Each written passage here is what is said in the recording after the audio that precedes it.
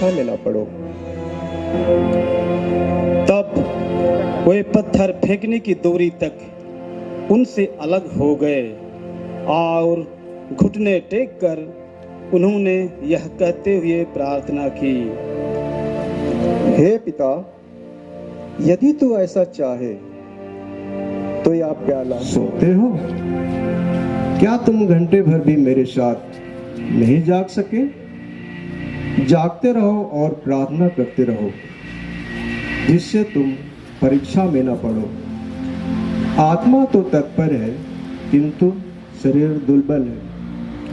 और उन्होंने फिर जाकर उन्हीं शब्दों को दोहराते हुए प्रार्थना की,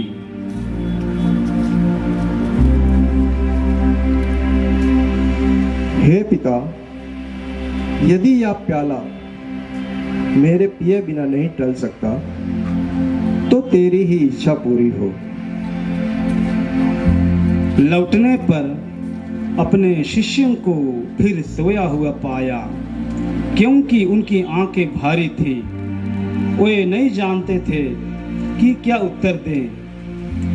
यीशु तीसरी बार अपने शिष्यों के पास आए तो उन्होंने उनसे कहा, अब तक सो रहे हो? अब तक आराम कर रहे हो? बस वह घड़ी आ गई है। देखो, मानव पुत्र पापियों के हवाले कर दिया जाएगा। उठो, गुरुवर, प्रणाम। और यूदास ने उनका चुंबन किया। तब लोगों ने यीशु को पकड़कर गिरफ्तार कर लिया। इस पर यीशु के साथियों में से एक ने अपनी तलवार खींच ली और प्रधान याजक के नौकर पर चलाकर उसका दाहिना कान उड़ा दिया। किंतु यीशु ने कहा, रहने दो, बहुत हुआ। अपनी तलवार म्यान में कर लो। और यीशु ने उसका कान छूकर अच्छा कर दिया। क्या तुम लोग मुझे डाकू समझते हो, जो तलवार और लाठियां लेकर मुझे पकड़ने आए हो?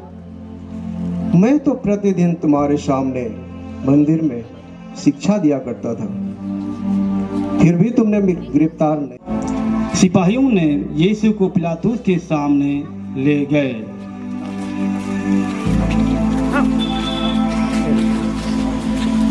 देखो, ये लोग तुम पर कितने अभियोग लगा रहे हैं। क्या उनका उत्तर तुम्हारे पास नहीं है? फिर भी यीशु ने उत्तर में एक शब्द भी नहीं कहा। इस पर पिलातुस को बहुत आश्चर्य हुआ। पर्व के अवसर पर राजपाल लोगों की इच्छा अनुसार एक बंदी को रिहा किया करता था। बराबस शहर में हुए विद्रोह के कारण तथा हत्या के अपराध में कैद किया गया था। पिलातुस यीशु को मुक्त करने की इच्छा से लोगों को फिर समझाया, किंतु वे चिल्लाते रहे, इसे क्रूस दिया जाए, इसे क्रूस दिया जाए, इसे क्रूस दिया जाए।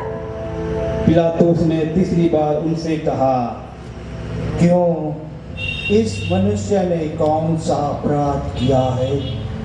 मैं इसमें प्राणदंड के योग्य कोई दोष नहीं पाता। उसने पानी मंगाकर लोगों के सामने हाथ धोए।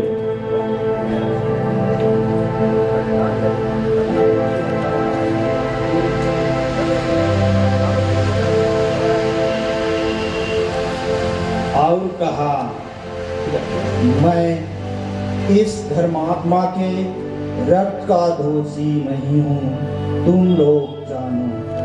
परंतु वे चिल्ला चिल्ला कर आग्रह करते रहे, इसे क्रूस दिया जाए, इसे क्रूस दिया जाए, इसे क्रूस दिया जाए।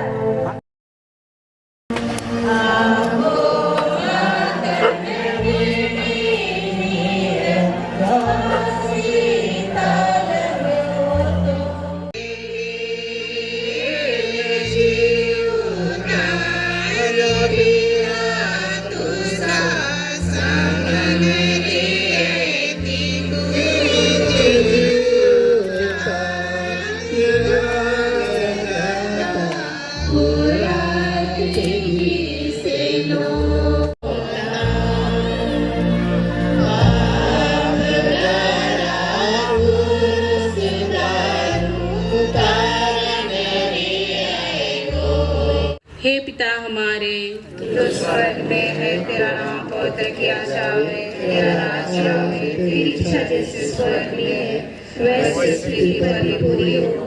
हमारा प्रतिदिन का आहार आज हमें दे, और हमारे अपराध हमें क्षमा कर, जैसे हम भी अपने अपराधियों को क्षमा करते हैं, और हमें परीक्षा में न डाल, परंतु बुराई से बचा। आमीन।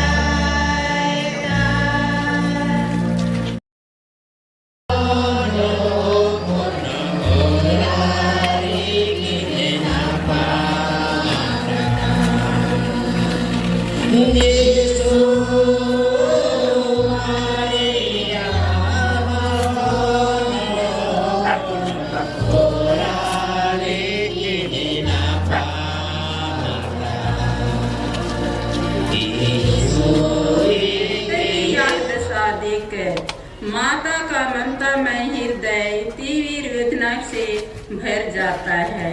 प्रेम मूर्ति प्रभु यीशु के हृदय में अपनी माता की पीड़ा देखकर कैसी करुणा जागी होगी।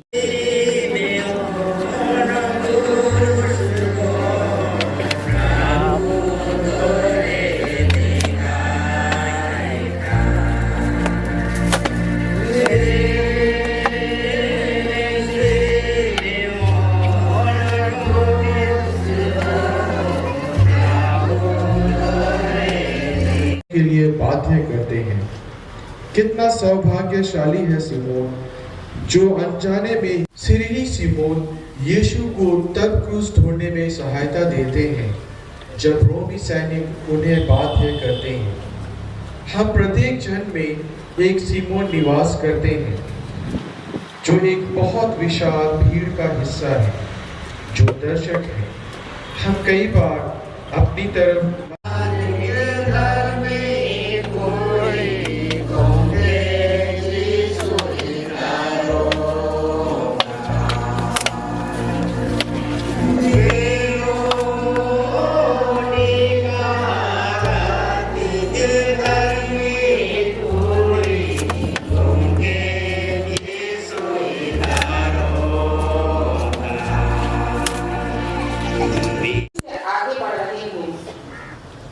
सैनिकों और आक्रोशित भीड़ को चीरते हुए एक धर्मी स्त्री वेरोनिका प्रभु यीशु के प्रति अपनी श्रद्धा और प्रेम का प्रमाण देती है और अत्यंत आत्मीयता से यीशु का रक्त रंजित चेहरा पूछती है।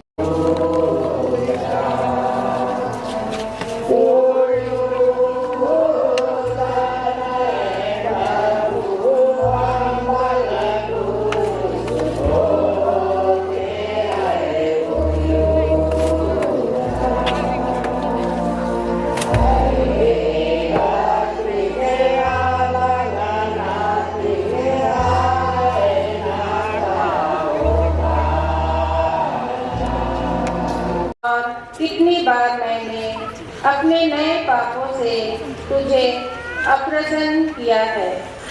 कृपा करके तेरे दोबारा गिरने के पुण्य फलों के द्वारा ऐसा कर कि हर परीक्षा में मैं जल्दी तेरे पास सहायता मांगने आऊं।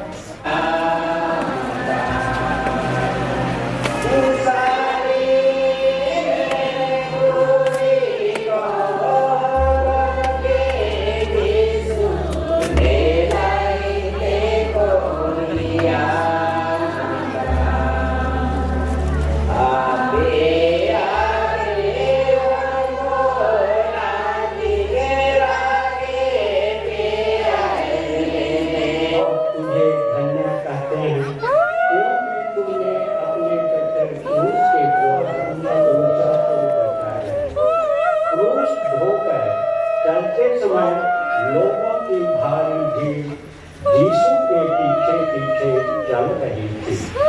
कुछ धार्मिक बीमारियां भी थी जिनसे यीशु का दुख सहा नहीं जाता था। रोगियों और दुखियों के लिए यीशु का हर एक चमत्कार उनकी आंखों के सामने घूम रहा था। यरूशलेम की स्त्रियां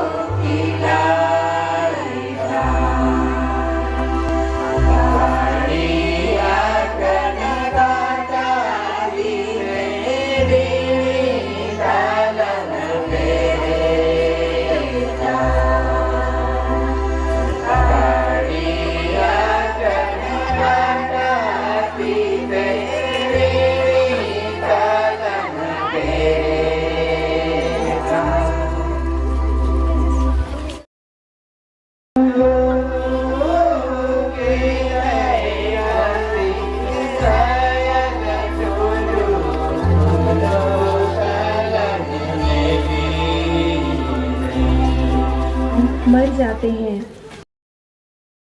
ना तो जी